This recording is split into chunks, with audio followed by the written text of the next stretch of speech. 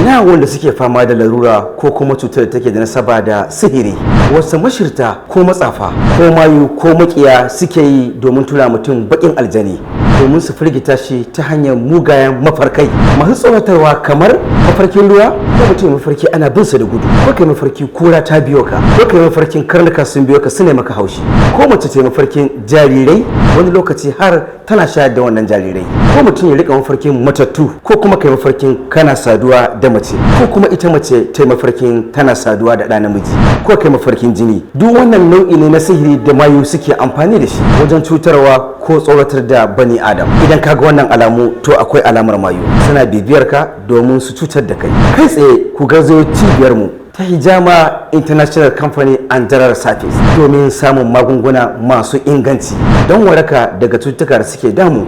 Ga masu magana da dakta su danna link chat WhatsApp zai haɗa ka da dakta kai tsaye. Hijama International Company and General Services.